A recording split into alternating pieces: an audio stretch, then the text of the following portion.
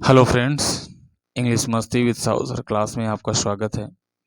आज intermediate board परीक्षा के सेक्शन सी में पूछे जाने वाले कुछ महत्वपूर्ण क्वेश्चंस की चर्चा करने जा रहे हैं, जिन्हें आपको अंत तक अवश्य देखना चाहिए। पहला वाक्य है Mohan is more taller than Ram, अर्थात इस वाक्य को करेक्ट करना है। इसका आंसर हो जाएगा Mohan is taller than Ram, क्योंकि आपको मालूम होना चाहिए कि जो मोर टालर दिया हुआ है ये गलत है और डबल कॉम्परेटिव और डबल सुपरलेटिव डिग्री का प्रयोग साथ साथ नहीं किया जाता है। अगला क्वेश्चन है ए फूल्स पैराडाइज मीन्स, अर्थात मूर्खों की जन्नत का मतलब क्या होता है? तो to live in imaginary thoughts, अर्थात कल्पनाओं की दुनिया में जीवन जीना ए फूल्स पैराडाइज कहलाता है। बैग एंड बैगेज, इसका मतलब क्या होता है? बहुत बार परीक्षाओं में पूछ लिया गया है कि बैग एंड बैगेज का मतलब क्या होता है। तो इसका मतलब होता है विद ऑल बिलोंगिंग्स, समस्त चीज़ों के साथ या बोरिया बिस्तर सहित। अगला क्वेश्चन है ब्रेक इनटू का मतलब होता है इंटर बाय फोर्स, बलपूर्वक प्रवेश करना। तो इन क्वेश्चंस को आपको अवश्य ही तैयार कर लेना चाहिए, क्योंकि ये अवश्य ही कहीं ना कहीं पूछ लिए जाते हैं। अगला जो क्वेश्चन है वो है the synonyms of cruel is, अर्थात क्रूएल शब्द का पर्यायवाची क्या होगा? तो इसका आंसर होगा मर्सीलेस। मर्सीलेस का मतलब होता है निर्दयी, जिसमें दया का अभाव होता है वही क्रूएल होता है। और अगला क्वेश्चन है the antonym of optimistic, optimistic शब्द का विलोम शब्द क्या होता है? तो इसका आंसर होगा पेसिमिस्टिक। पेसिमिस्टिक का मतलब होता है निराशावादी और ऑप्टिमिस्टिक का मतलब क्या होता है? आशावादी। तो इस प्रकार से ये दो सिनोनिम्स और एंटोनिम्स से क्वेश्चन अति महत्वपूर्ण तरीके से बताए गए आपको। और इसी तरह से जैसे स्टैटिक होता है, स्टैटिक का विलोम डायनामिक होता है।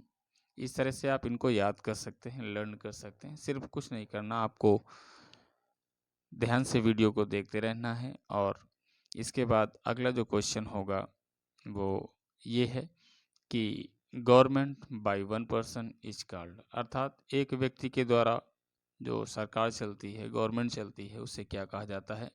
तो उसे ऑटोक्रेसी कहते हैं। अर्थात ऑटो माने स्वयं का, क्रेसी माने शासन, अर्थात स्वयं का शासन, अर्थात एक व्यक्ति का शासन क्या होता है? ऑटोक्रेसी होता है। और अगला क्वेश्चन है government of people by people for people is called, अर्थात लोगों के लिए, लोगों के द्वारा, लोगों की सरकार को क्या कहा जाता है? तो उसे डेमोक्रेसी कहते हैं। क्या कहते हैं दोस्तों? डेमोक्रेसी कहते हैं। अर्थात एक चीज़ और समझ जाइए कि क्रेसी जहाँ पे शब्द लगा होता है तो प्रायः वो किसी न किसी सरकार से रिलेटेड होता है। तो इस चीज़ को आपको याद रखना चाहिए कि एक ऐसी सरकार जिसमें जनता के द्वारा, जनता के लिए, जनता की सरकार को डेमोक्रेसी कहते हैं। और वहीं पर एक व्यक्ति का अगर शासन होता है तो उसे ऑटोक्रेसी कहते हैं, जिसे स्वयं का शासन भी कहा जाता है।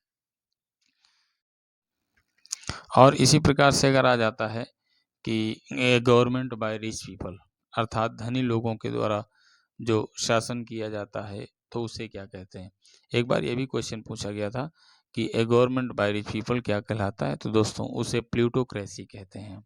अगला क्वेश्चन है hurrah we have won the match said the cricket team, अर्थात क्रिकेट टीम ने कहा hurrah we have won the match, अर्थात हम मैच जीत गए। इसका आंसर कैसे करेंगे? The cricket team exclaimed with joy that they had won the match. प्यारे दोस्तों, ये एक्सक्लामेटरी सेंटेंस का वाक्य है जो प्रसन्नता प्रकट करता है। और इस प्रकार के वाक्यों को इस तरह से कन्वर्ट कर सकते हैं।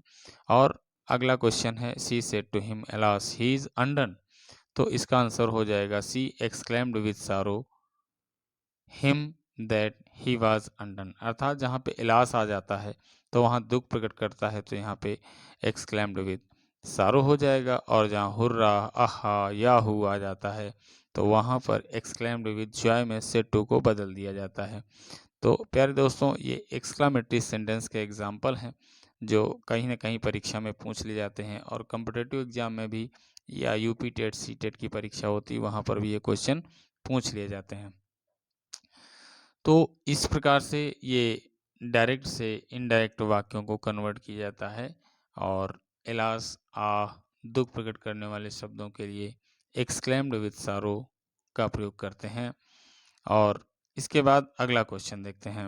अगला क्वेश्चन है Tagore was a great poet he was awarded for the Nobel prize. अर्थात टैगोर एक महान कवि थे और he was awarded for the Nobel prize, और उन्हें नोबेल प्राइज से सम्मानित किया गया। तो इसका सिंपल बनाना है हमें, सिंथेसिस का एक क्वेश्चन है, सिंपल बनाना है। तो देखिए टैगोर कौन थे? एक ग्रेट पोएट थे और उन्हीं को नोबेल प्राइज से नवाजा गया। तो आंसर क्या बनेगा? Tagore comma a great poet comma was awarded for the Nobel prize. अर्थात यहाँ पर इस तरह से इसका सिंपल बना सकते हैं। अगला क्वेश्चन है he bought a new watch it gives correct time. इसका कॉम्प्लेक्स बनाना है, तो इसका he bought a new watch it gives correct time, इसका कॉम्प्लेक्स बनाना है। तो he bought a new watch which gives correct time. अगला क्वेश्चन भी सिंटैक्स से ले लिया गया है। He talks as if he is a king, इसको करेक्ट करना है। तो देखिए एज इफ के बाद कभी इज का प्रयोग नहीं करते हैं, करता चाहे जो भी हो लेकिन वेयर लगता है, तो इसका आंसर हो जाएगा he talks as if he were a king. अगला एक क्वेश्चन है you need not to be fearful, इसको करेक्ट करना है। तो याद रखिए नीड नॉट डेयर नॉट के पश्चात टू का प्रयोग नहीं करते हैं, तो वाक्य बनेगा you need not be fearful. Yes दोस्तों, तो इसको हम इस तरह से कन्वर्ट कर सकते हैं और ये सिंटैक्स रिलेटेड है। कई बार ये टॉक्स वाला कई बार क्वेश्चन पूछा गया, he talks as if he is a king, वह इस तरह बात करता है मानो वह राजा हो, लेकिन ये इज लगा है इसलिए यहाँ पे गलत है। कभी कभी इज की जगह वाज लगा हुआ आ जाता है, तो इसको इस तरह से कर सकते हैं। और ये वीडियो आपको कैसी लगी दोस्तों? अगर वीडियो पसंद आई तो इसे लाइक करें, शेयर करें, सब्सक्राइब करें। Thanks for watching the video. Thank you very much दोस्तों। ये वीडियो में अपनी एक कमेंट्स ज़रूर दें ताकि हमें कुछ प्रेरणा प्राप्त हो सके कि हम वीडियो बना रहे हैं तो कैसी आपको लग रही है। थैंक यू, धन्यवाद, जय हिंद।